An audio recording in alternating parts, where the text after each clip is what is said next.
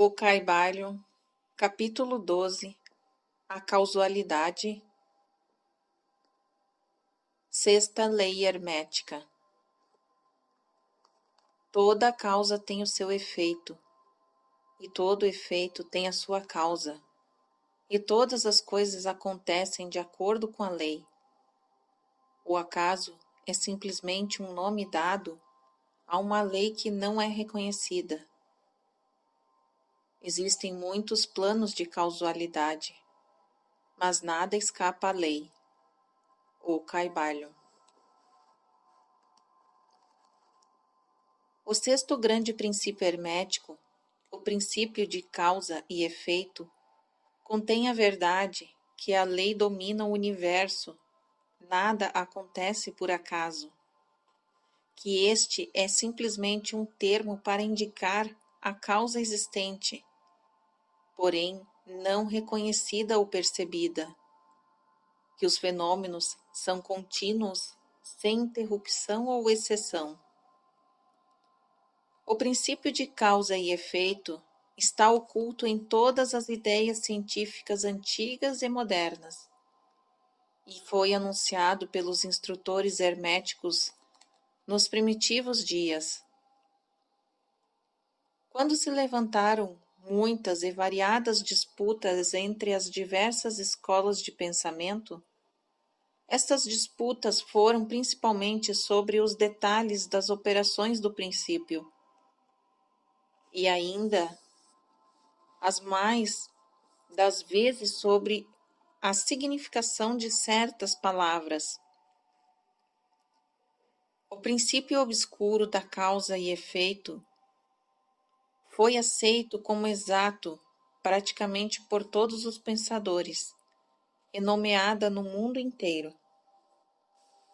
Pensar de outro modo seria subtrair os fenômenos do universo do domínio da lei e da ordem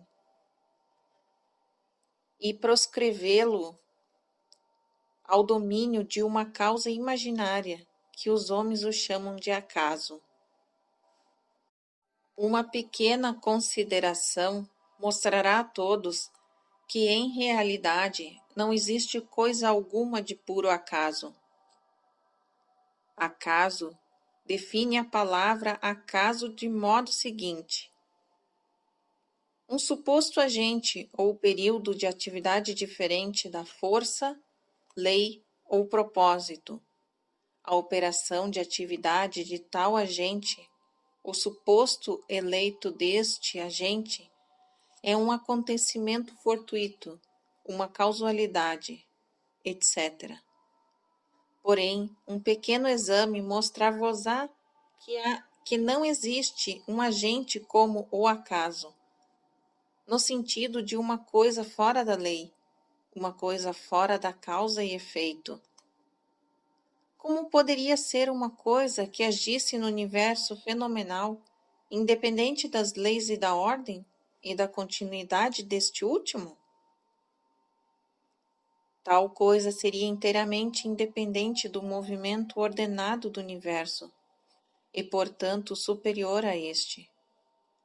Não podemos imaginar nada fora do todo que esteja fora da lei, e isto somente porque o todo é a própria lei. Não há lugar no universo para uma coisa fora e independente da lei. A existência de tal coisa tomaria sem efeito todas as leis naturais e mergulharia o universo em uma desordem e ilegalidade caótica. Um exame cuidadoso mostrará que aquilo que chamamos de acaso é simplesmente um modo de exprimir as causas obscuras, as causas que não podemos compreender. A palavra acaso deriva de uma palavra que significa cair, como a caída de dados, dando a ideia de que a caída dos dados e de muitos jogos de azar é simplesmente um acontecimento que não tem relação com qualquer causa. E é este o sentido que geralmente é empregado o termo.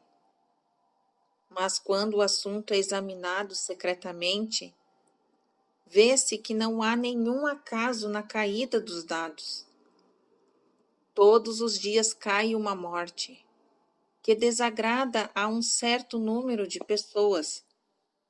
Ela obedece a uma lei do infalível, como a que governa a revolução dos planetas ao redor do Sol. Através da vinda da morte estão as causas, ou cadeia de causas, movendo-se além do lugar que a mente pode alcançar. A posição da morte no box, a redução da energia muscular expendida nos golpes, a condição da mesa, etc. e etc. Todas são causas, cujo efeito pode ser visto. Mas, atrás destas causas observadas, existem cadeias de causas procedência não observada, todas as quais têm uma influência sobre o número da morte predominante.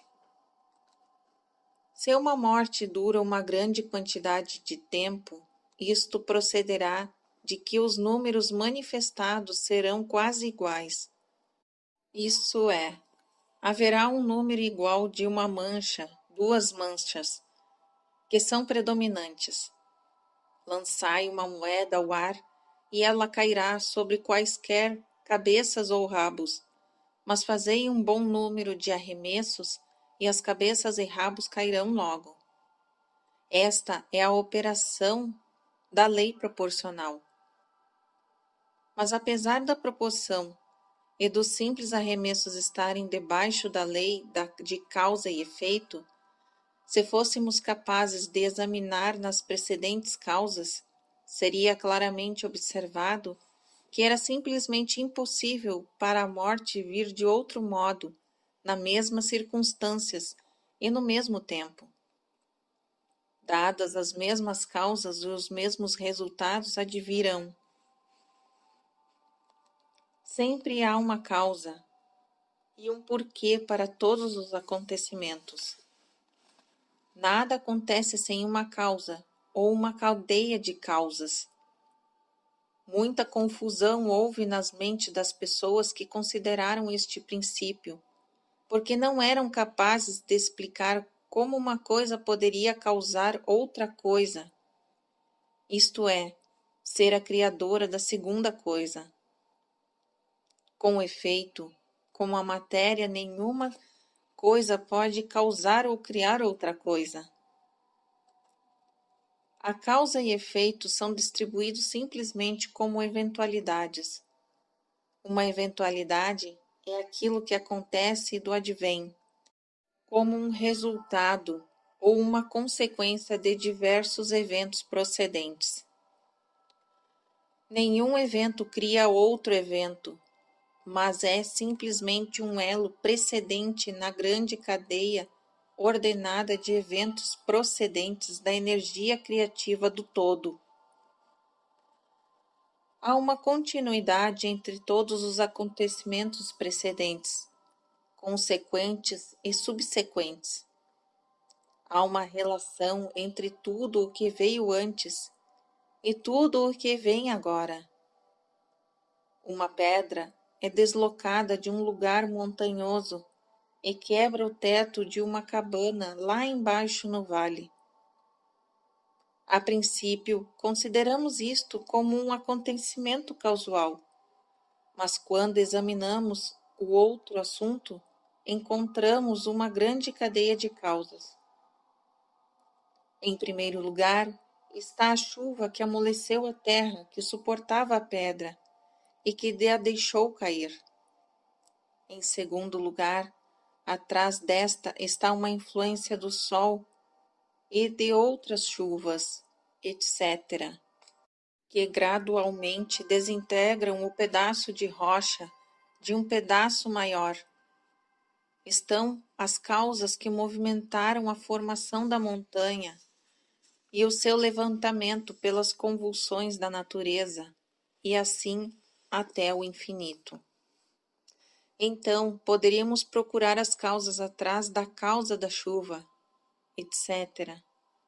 Poderíamos considerar a existência do teto. Enfim, logo nos envolveríamos em uma rede de acontecimentos, causas e efeitos de cujas malhas intrincadas não poderíamos desembaraçar. Do mesmo modo que um homem tem 2 pais, 4 avós, 8 bisavós, 16 tataravós, e assim por diante, até que em 40 gerações calcula-se o número dos avós remontarem a muitos milhares. Assim é o número de causas que ocultam sob o mais trivial acontecimento ou fenômeno, tal como a passagem de uma delgada fuligem pelos vossos olhos. Não é coisa agradável descrever o pedaço de fuligem desde o período primitivo da história do mundo, desde quando ele formava uma parte de um tronco maciço de árvore, que foi primeiramente transformado em carvão e depois até que passou agora pelos vossos olhos, no seu caminho para as outras aventuras. E uma grande cadeia de acontecimentos, causas e efeitos trouxe a sua condição presente, e a última que simplesmente uma cadeia dos acontecimentos que poderão produzir os outros eventos centenas de anos depois deste momento. Uma série de acontecimentos procedentes do delgado pedaço de fuligem foi a escrita destas linhas que o fez tipógrafo mestre reformar certas palavras, o revisor fazer a mesma coisa e que produzirá certos pensamentos na vossa mente, e de outros, que por sua vez afetarão outras, e assim por diante, conforme a habilidade do homem para raciocinar. E tudo isto da passagem de um delgado pedaço de fuligem, o que mostra a relatividade e associação das coisas, e o fato anterior, que não há coisas grandes nem há coisas pequenas na mente que causa tudo. Detém-vos a pensar um momento. Se certo moço não tivesse encontrado uma certa moça, no obscuro período da Idade da Pedra, vós, que agora estáis lendo estas linhas, não existiríeis agora. E talvez, se o mesmo casal não se encontrasse, nós, que escrevemos estas linhas, não existiríamos também agora. E o verdadeiro ato de escrever da nossa parte e do ato de ler da vossa poderá não só afetar as respectivas vidas nossas e vossas, mas também poderá ter a influência direta ou indireta sobre muitas outras pessoas que agora vivem e que viverão nas idades futuras. Toda ideia que pensamos, todo o ato que fazemos, tem o seu resultado direto ou indireto que se adapta à grande cadeia de causa e efeito. Não queremos entrar em consideração sobre o livre-arbítrio ou determinismo nesta obra, por várias razões. Entre as diversas razões, a principal é que nenhum lado é controvérsia ou inteiramente verdadeiro. Com efeito, ambos os lados são parcialmente verdadeiros, de acordo com os preceitos herméticos. O princípio de polaridade mostra que ambos são meias-verdades, polos opostos das verdades. Os preceitos são que o homem pode ser livre e ao mesmo tempo limitado pela necessidade, dependendo isto da significação dos termos e elevação da verdade cuja significação é examinada. Os escritores antigos expressam este assunto assim: a criação está mais distante do centro e é mais limitada quanto mais próximo chega ao centro, tanto mais livre é. A maioria das pessoas são mais ou menos escravas da hereditariedade dos que as rodeiam e manifestam pouca liberdade. São guiadas pelas opiniões e costumes e as ideias do mundo exterior, e também pelas suas emoções, sensações e condições, etc. Não manifestam domínio algum digno de nome. Indignamente repudiam esta asserção. Dizem, pois eu certamente sou livre para agir e fazer como apraz. Faço justamente o que quero fazer. Mas deviam explicar melhor o quero e o como apraz. Que os faz querer fazer as coisas de preferência a outra? Que lhes faz aprazer fazer isto ou não aquilo? Não existe porquê para o seu prazer ou desejo? O mestre pode mudar estes prazeres à vontade em outros no lado oposto do polo mental. Ele é capaz de querer por querer, sem querer por causa das condições, emoções, meio, sem tendência ou desejo, sensações ou sugestões. A maioria das pessoas são arrastadas como a pedra que cai, obediente ao meio, influências exteriores e às condições e desejos internos, não falando dos desejos e das vontades dos outros mais fortes que elas, da hereditariedade, da sugestão, que as levam sem resistência da sua parte, sem exercício da vontade.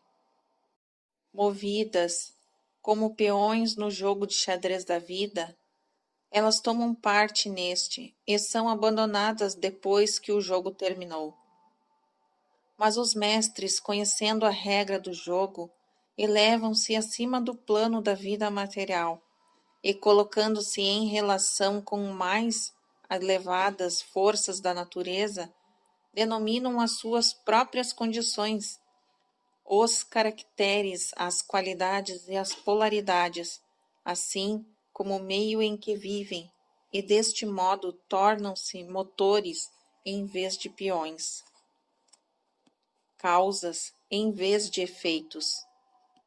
Os mestres não escapam da causalidade dos planos mais elevados, mas concordam com as leis superiores, e assim dominam as circunstâncias do plano inferior. Eles formam parte consciente da lei, sem serem simplesmente instrumentos. Enquanto servem nos planos superiores, governam o plano material. Porém, tanto nos superiores como nos inferiores, a lei está sempre em ação. Não há coisa do acaso. As deusas cegas foram abolidas pela razão. Agora podemos ver com os olhos esclarecidos pelo conhecimento que tudo é governado pela lei universal. O infinito número de leis é simplesmente uma manifestação da única grande lei, a lei que é o todo. É verdade, contudo, que nem mesmo um pardal fica descuidado à mente do todo, assim como os cabelos da nossa cabeça são contados, como disseram as Escrituras. Nada há fora da lei. Nada do que acontece é contrário a ela. Contudo, não cometeis o erro de supor que, por causa disso, o homem é simplesmente um cego autômato. Os preceitos herméticos ensinam que o homem pode usar a lei contra as leis e que a vontade superior prevalece contra a inferior, até que por fim procure refúgio na própria lei e olhe com desprezo as leis inferiores. Sois capaz de compreender a mais íntima significação disso? Fim do capítulo 12.